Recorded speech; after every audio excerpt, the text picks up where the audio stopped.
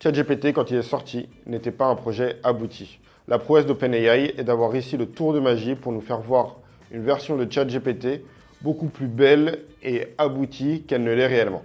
Aujourd'hui, avec le développement qu'ils veulent mettre en place, ils sont heurtés à certaines limitations techniques qu'on va voir dans cette vidéo et on va voir ce qu'ils vont devoir faire pour surpasser ces limitations et pouvoir nous donner un résultat de plus en plus bluffant avec les années.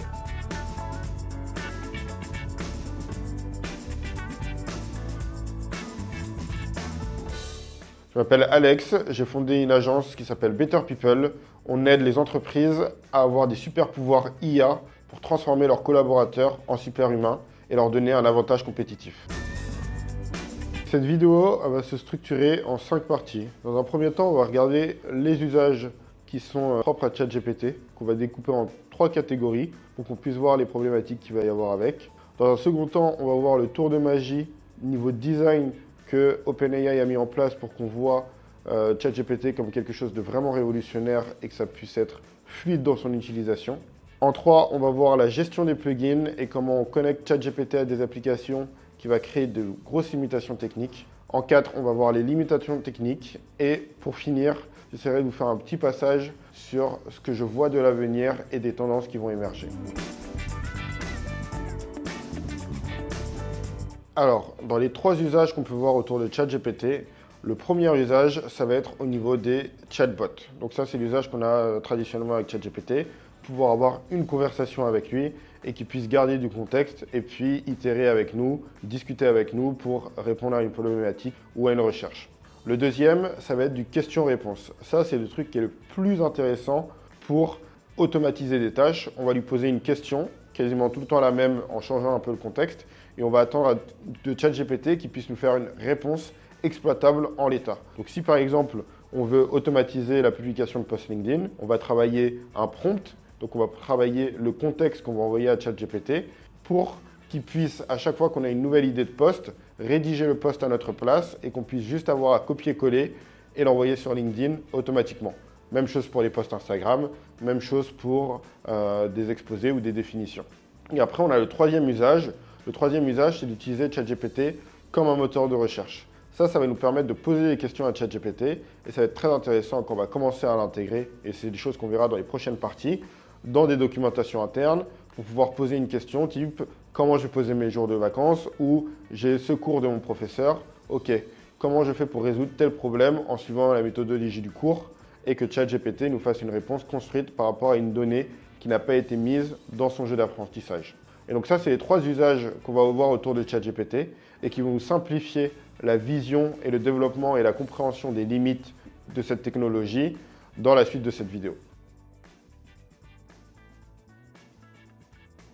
Là, on va voir comment OpenAI avec ChatGPT a mis en place des tours de magie pour cacher ses faiblesses et cacher ses failles. Une des premières failles qu'il y a avec ChatGPT, c'est le temps de réponse qui est énorme. Par contre, le tour de magie qu'ils ont réussi à trouver, c'est comment nous faire patienter pour qu'on n'ait pas l'impression que ça soit si grand. En fait, c'est un problème de latence. La latence, c'est le temps entre le moment où vous posez une question et le moment où vous avez votre réponse. Et ChatGPT, il peut mettre 30 secondes à 3-4 minutes, ce qui est énorme à l'échelle d'Internet, pour vous répondre. Et donc, pour feindre un peu cette partie d'instantanéité, ce qu'ils ont fait chez OpenAI, c'est qu'ils ont commencé à vous répondre avant que ChatGPT ait fini sa réflexion. Donc, au moment où il commence à voir le début de sa réflexion, il vous envoie les mots au fur et à mesure pour que vous commenciez à lire et vous faire patienter le temps qu'il ait fini toute sa réflexion, qui est le moment où il vous envoie le dernier mot. Et en fait, si vous commencez à prendre un chronomètre et que vous chronométrez le temps entre le moment où vous posez votre question et le moment du dernier mot, là, vous allez avoir la latence réelle du modèle.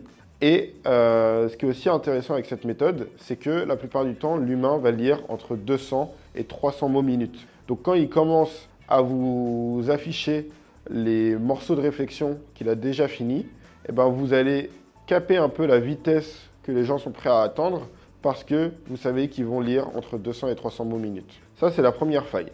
La deuxième, ça va être la faculté de ChatGPT à tourner rapidement en boucle. Ça, pour tous ceux qui ont testé des technologies comme Baby AGI ou AutoGPT, ils se rendent compte que ChatGPT ou essayer de faire des articles de blog, vous allez vous rendre compte que ChatGPT va vite tourner en boucle et va avoir tendance à se répéter. Et en fait, là aussi, il y a un truc assez cool qui a été fait par OpenAI, c'est qu'en vous mettant une interface de conversation, la plupart du temps, vous allez demander à ChatGPT des réponses courtes. Et en demandant des réponses courtes, eh ben, il va toujours pouvoir se réappuyer sur un nouveau contexte et une nouvelle information pour ne pas avoir de problème de redite, de répétition. Le troisième problème, ça va être la limite de contexte. Alors, il y a plusieurs cas à ça. La limite de contexte, c'est la quantité d'informations que ChatGPT peut retenir pour vous faire une réponse. Vous avez pu l'expérimenter si jamais vous avez essayé de copier des textes beaucoup trop longs dans ChatGPT. Il vous dit que votre requête est beaucoup trop longue et donc qu'il faut la raccourcir pour qu'il puisse l'utiliser. La vérité, c'est que ce qui se passe sous le capot, c'est ChatGPT va avoir un nombre maximum de tokens.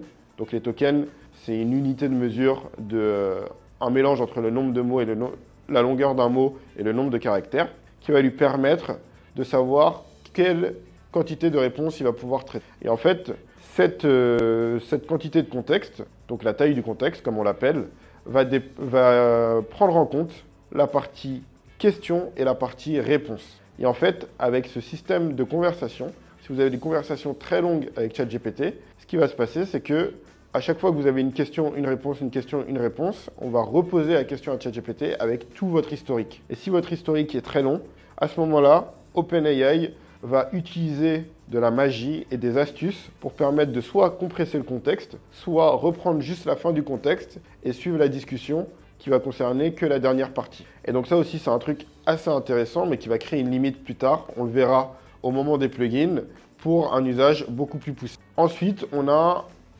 une des problématiques où c'est compliqué de mimer l'humain, c'est que si vous êtes en train de parler et de réfléchir à quelque chose en même temps, si la personne, votre interlocuteur, vous coupe, eh ben vous allez potentiellement changer la fin de votre raisonnement. Là aussi, OpenAI a eu un éclair de génie dessus, c'est qu'ils ont fait un chat, et si vous faites bien attention, quand ChatGPT est en train de parler, il vous bloque l'accès au chat. Et donc comme ça, il s'assure que vous n'ayez pas d'interruption et que ChatGPT puisse finir sa pensée avant que vous rajoutiez du contexte. Et le dernier sujet aussi sur lequel OpenAI a été très bon, c'est sur la partie feedback et régénérer des réponses. En fait, ils ont tout un système pour pouvoir faire des retours sur ce qui est une bonne réponse et une mauvaise réponse pour qu'eux ils puissent améliorer leur modèle à l'échelle. Et aussi, ils ont des boutons pour qu'au moment où ça commence une réponse et ça ne va pas dans la direction que vous voulez aller, vous pouvez arrêter la réponse, reposer votre question. Arrêter la réponse, reposer votre question et la modifier un petit peu pour avoir une réponse qui est parfaitement alignée avec vos besoins et faire en sorte que vous n'attendiez pas trop longtemps pour avoir quelque chose qui n'est pas satisfaisant ou pas corrélé à vos attentes. L'un des principaux défauts qu'on donnait à ChatGPT était qu'il n'était pas connecté à Internet. Et on disait, OK, quand Google va sortir, quand Microsoft va sortir, etc., on va avoir des IA qui sont connectés à Internet et là, on va pouvoir avoir toute la connaissance du monde à portée. Alors, c'est vrai et faux. Et surtout, ChatGPT est venu avec les plugins qui permettent de connecter des applications à ChatGPT directement qui viennent combler cette faille. Donc, les plugins, c'est une façon de connecter ChatGPT pour qu'il puisse appeler des outils, avoir des réponses d'outils et pouvoir l'intégrer dans la conversation. Par contre, on a vu qu'une des forces de ChatGPT et de OpenAI, c'était les tours de magie qui avaient été faits pour nous faire patienter et avoir un sentiment d'instantanéité où qu'on ne voit pas les boucles, etc. et le contexte qui soit limité. Et en fait, toutes ces problématiques, elles vont être déterminantes dans la gestion des plugins parce que si aujourd'hui, vous voulez faire une recherche Google, par exemple, en disant, OK, quelle est la dernière grosse actualité qu'il y a eu en France dans ces 24 dernières heures, vous allez pouvoir utiliser les plugins qui vont permettre de faire une recherche sur Google, lire l'actualité et vous faire une réponse. Par contre, en fonction du degré de profondeur que vous voulez que l'actualité soit sondée par ChatGPT, vous allez vite vous heurter aux problématiques de contexte. C'est-à-dire que ChatGPT ne va pas pouvoir lire 20 pages, 30 pages d'un document pour vous faire une réponse dans la conversation, parce que sinon, soit vous utilisez le contexte et vous pouvez saturer sur la recherche qu'il doit faire et les résultats de recherche qu'il doit faire, soit vous allez l'utiliser pour suivre le fil de la conversation et à ce moment-là, eh ben, il n'aura plus de place pour les résultats de recherche. Donc ça crée une première difficulté. La deuxième difficulté, c'est au niveau de la latence. Si vous avez ChatGPT qui doit parler à un plugin, qui doit répondre à ChatGPT, qui doit reparler à un plugin, qui doit répondre avant de vous envoyer la réponse finale, vous voyez que là, vous n'allez pas pouvoir avoir une information qui va être en temps réel et qui va être au fur et à mesure de la pensée de ChatGPT, parce qu'il est obligé d'avoir fini une pensée pour pouvoir avoir la réponse du plugin et pouvoir refinir une pensée avant d'avoir la réponse du plugin. Donc on va se retrouver avec cette petite astuce qui permettait d'écourter le temps d'attente avant la première réponse, qui va être tout de suite beaucoup plus visible parce que ChatGPT va devoir travailler et méditer en quelque sorte dans son coin avant de vous faire une réponse. Donc, c'est ultra intéressant les plugins parce que ça va permettre de le connecter à Internet, ça va permettre de le connecter dans des outils. Typiquement, nous, on a recodé nos plugins sur l'agence, mais on utilise les plugins pour pouvoir générer des slides automatiquement, pouvoir écrire des emails automatiquement et que ça se mette directement dans notre boîte mail, pouvoir écrire des documents Notion pour faire des exposés ou des réunions, des comptes rendus de réunions et que ça se mette directement dans Notion. Par contre, on est obligé de changer le rapport qu'on a avec ChatGPT pour passer plus sur de la question-réponse et se dire « Ok, je lance mon traitement maintenant et puis je vais avoir une alerte dans 5, 10, 15 minutes, le temps que ça soit traité par OpenAI et que ça se mette dans mes outils finaux. » Maintenant, dans cette partie, ce qu'on va regarder, ça va être les limites techniques de ChatGPT, pourquoi c'est important de les travailler et pourquoi je pense que OpenAI va aller d'abord sur ces défis-là, puis se reconcentrer sur potentiellement d'autres trucs comme les images ou la vidéo. Alors, le premier problème sur lequel il faut vraiment travailler, ça va être la latence. En fait, la latence, ça va être hyper important si on veut pouvoir avoir des conversations à la voix avec ChatGPT, parce qu'il va devoir être capable de traiter les informations beaucoup plus vite. Parce qu'en fait, quand on est à l'écrit, on est limité par notre vitesse de lecture et notre vitesse d'écriture. Mais quand on est à l'oral, on va beaucoup plus vite pour processer les informations, pour pouvoir rebondir et pour pouvoir gérer aussi le fait d'être interrompu par quelqu'un avec qui on parle. Le deuxième, ça va être pour la gestion des plugins, comme je disais avant. Si on veut retrouver un sentiment d'instantanéité auquel Internet nous a habitués, il va falloir travailler sur cette latence pour que ChatGPT puisse faire des réponses instantanées et puisse faire cet aller-retour très rapidement pour qu'on n'ait pas à attendre devant l'interface d'OpenAI. Ou sinon, reprendre une astuce et l'utiliser sur des outils qui sont totalement opaques et permettent de nous envoyer des push notifications quand la réponse arrive. Le deuxième, ça va être la taille de contexte. On a déjà des IA comparables à ChatGPT qui se démarquent dessus, notamment Claude, pour avoir un maximum de contexte prenable dans ChatGPT. Et en fait, ça va nous permettre d'avoir des discussions beaucoup plus grandes et surtout de pouvoir lire des documents beaucoup plus grands en contexte pour avoir des réponses. Donc notamment pour la partie moteur de recherche, ça peut être très intéressant. Pour la partie synthèse de livres ou de réunions, ça peut être très intéressant. Ou synthèse de discussions, de show TV, de ce que vous voulez. En fait, plus le contexte de ChatGPT sera grand, plus on pourra le faire interagir avec des documents et qu'en même temps, il puisse suivre le fil de la discussion au fur et à mesure. Donc ça aussi, ça va être un gros sujet chez OpenAI sur comment on augmente le contexte. Ils ont déjà fait des étapes avec au début ChatGPT qui avait 4000 tokens de contexte. Aujourd'hui, il y a des versions à 16 000 tokens, il y a des versions à 32 000 tokens qui sont disponibles que sur bêta test, mais c'est un chantier sur lequel travaille activement OpenAI. Ensuite, il y a la compréhension et le respect des consignes. Ça, c'est quelque chose qu'on peut déjà observer entre GPT 3.5 et GPT 4. En augmentant le nombre de paramètres, ils ont permis à leur algorithme de mieux comprendre ce que l'humain était en train de leur dire de l'autre côté et de respecter plus les consignes. Ils ont une conférence dessus où, par exemple, on demandait à ChatGPT 3.5 de répondre avec des mots qui commençaient par K, uniquement des mots qui commençaient par K. Et en fait, on se rendait compte que c'était trop compliqué pour lui, donc il ignorait la consigne pour faire une réponse qui avait rien à voir. Et par contre, sur GPT-4, il était déjà beaucoup plus capable de faire ça, ce qui montrait qu'il avait un sens de compréhension des consignes et de respect beaucoup plus important. Et donc, je pense qu'au fur et à mesure des modèles, OpenAI va travailler sur le respect de ces consignes de manière de plus en plus fine pour qu'on puisse avoir vraiment les résultats qu'on attend de ChatGPT. Ensuite, il va y avoir un vrai travail sur stabiliser l'infrastructure. Aujourd'hui, il y a plein de modèles d'OpenAI qui sont disponibles sur liste d'attente parce qu'ils ont des grosses problématiques à avoir une infrastructure stable à l'échelle.